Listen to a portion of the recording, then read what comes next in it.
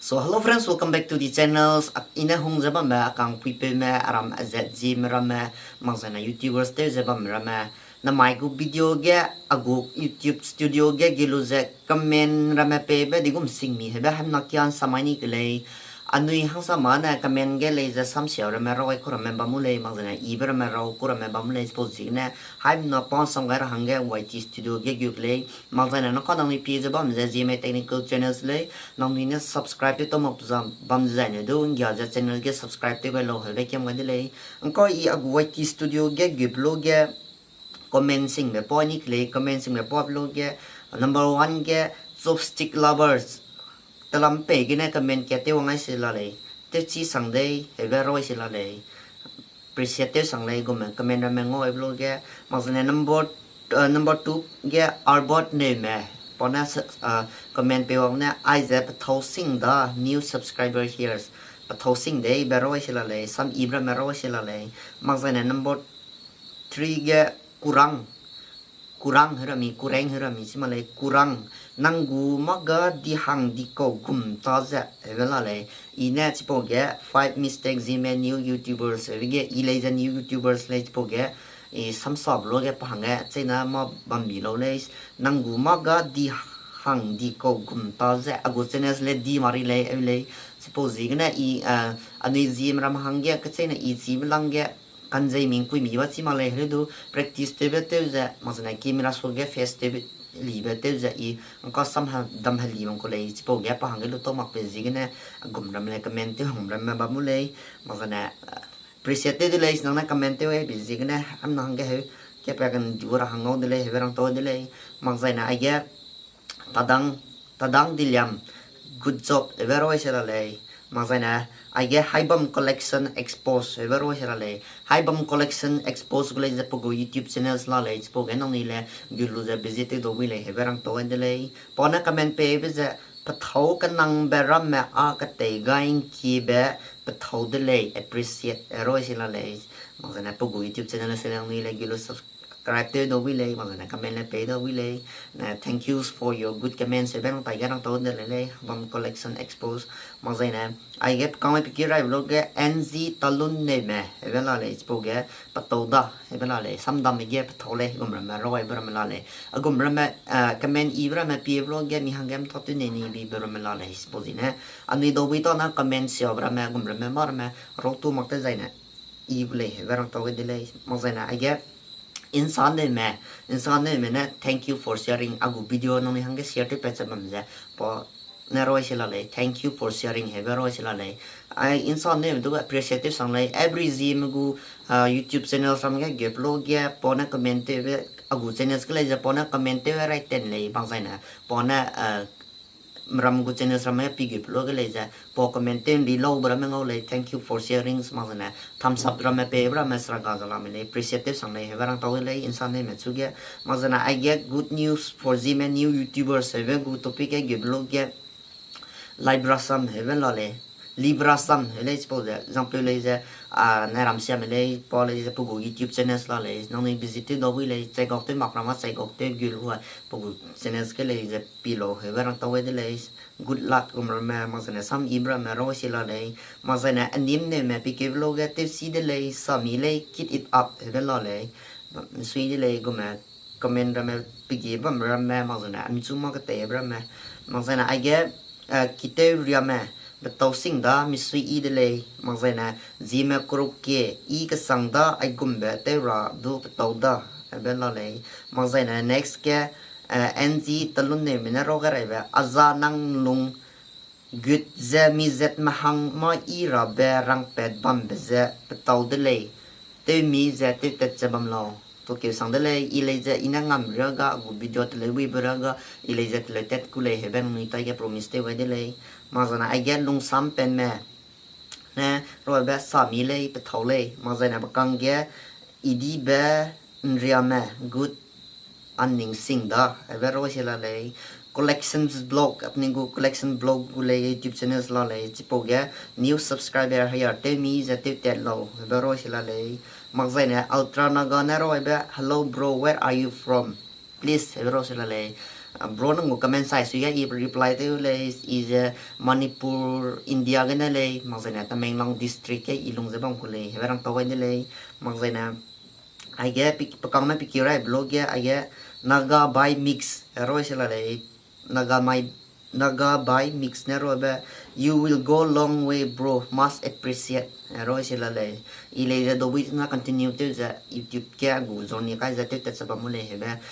Naga by mix ta garang to le mazane pakang pikira blog ya I get among ba pame petole nang gu number langgai lo ngya za hevero sila le sorry brothers spo hanga I personal detail te za gu phone number ma na reply te ra hanga I hung bizeng nang ta ge sorry heveng ta ge kyam ga di le kan du tho yi ba moi na rangai le hever to ni le mai na I roi di be how heve I did not understand I am from Gmail but I subscribe because I want to promote thank you for your support mazana nang go subscribe te bizegna to kyo sang dele heverang tawe dele mazana pa kamai pikke blog ya adile pa mena reply te ba bro nang marang beram me petau di banya dele hevera dele thank you so much dele gumra comment I brahman nang ni pe wang zabam hangina mazana I guess solo le ria me have page la le solo le ria me pugu YouTube channels le la le nang ni le pugu YouTube channels ke agu audience ramang ko git sabam rama patai ke du ani zi me rama git chala lo le pugu no ne chai go to mak sabam zai nu pugu YouTube channel ji na solo le ria me have ni la le ji pugu nang ni gilu check out to do we le have ne pona comment pe be new subscriber really inspiring subscribe te zabam zingna magzana samdam yang ni ne person pe bam zingna to ke le have rang ai le magzana age Christmas lover boy ne pe be Marathali pastor do sam sasi di day Christmas lovers the ani Bangalore gena ani do ko le po ge mi kang no pate bre sam le chi Marathali idu pastor male Marathali pastor pone ko le har to de magzaina I get pikeblo ga Hangdao TV for Christ evela le Hangdao TV for Christ evela po YouTube channels la le po subscriber le grow te jala mo le po ga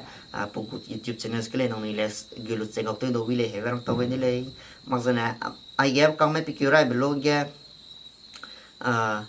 Irui name good I appreciate bro hever wa sila le thank you so much magzana I get Amal name channel hevige azangule za YouTube channels la le nong ni pi tomak sabam zain du gulu za Amal name channel hevige gulu visite do le ponaro be to ke de le rangjun gai be ze vela le mangzaina age ke bla iwang rai le name anui zi mahange you deserve thousand and million of subscriber dele milung wang sang dele nang gu video rame pi kam gai lu ze keep it up all the best vero sela le for the appreciative sang le I aguma thousand hanga madu deserve te mari le kanis tu nangu comment te be thoi be mazana mitsu gen inspire te ra me bam jine to ke de le se verang to de le magzaina pakang ma pikira blog de sim le ne me meaning zai sang da le nang sam vero sela le morning zai sang da le nang sam he ko lo le chena ina ka pong sang la pi le magzaina pakang ma pikira blog ga mi lampi na ro re be ke de le dang jun gai be ze be la le magzaina comment ra me thumbs up ra me magzaina good bro gum na me ro baram ni la le sport appreciative sang na le I get small thing but I have a lot of YouTube channel la ni ga mi ba chi ma le kan stu ina zim gu upload video upload te ra ma ka te jabam lo ge pona comment te umbe hairstyle gulam ge explain te lo ina I hairstyle gulam explain te si la le hairstyle gulam explain te gu ma le kan stu YouTube gu related video ga I te le bam le he na hang reply te nang to ni le ma zaina pakang ma biki vlog alung blog le je la mi le alung blog le je po YouTube channels di lo je bang ko le po ga nong ni na gilu je pi to mak sa man lai do po YouTube channel di le alung blogs ai ben nong ni na gilu check out do bi le he rang to dei pona comment pe bi na ji ma ko na ka te jin gai be mi sui I sang de le he ro so le okay appreciate your comment ma zaina pakang ma biki ra blog ya aya Zeleng rong new update ramle zala le spoge new YouTube channel ramle zala le spoge nong ni check out do wi le hevrang to de le mazena I get and hack some rong ba pona comment pe le nice bro we need more people like you roi sila le mazena comment ki ra ge ngama channels ke good keep going brothers roi sila le ngama channels pogu le je YouTube channels divya la le spoge nong ni na ge lu je pito mak sabam zain do subscribe tới mong gì này comment mà tới đây đồ Willie hay web rằng anh đây mong gì này ai ghé last ghé Zotila riang hay web bỏ mong cái này Tripura cái bằng college anh cầm này còn nếu bọn subscribe tới sẽ là lấy bỏ comment पे हम ने nice English से भी translate करो आप लोगों का language तो समझ में नहीं आया है इसके लिए है बोला ले suppose कि ने comment làm lấy ra mi căng làm lấy ra hết mi mất cái đầu mà city mà lọt tại blog mi căng mà ngồi mà mi cố chỉ mặc sao mình subscribe cho sẽ là lấy hết rằng tao cái đấy spoke nên là mai có video ra agu comment cái đi cũng xin mi hết bé nông ni ta cái tay lái này bây giờ cái này mặc dù là nông ni này comment ý mà tiêu cái gì này inspire tiêu cái gì cái này mai video ít lấy ra bằng này rằng ni ta rằng tao cái đấy vì cái gì bé càng bị phim ra mà gì mà chưa bảo mà nông ni đâu tôi kể xong lấy hết rằng tao lấy bây giờ của video nó là cái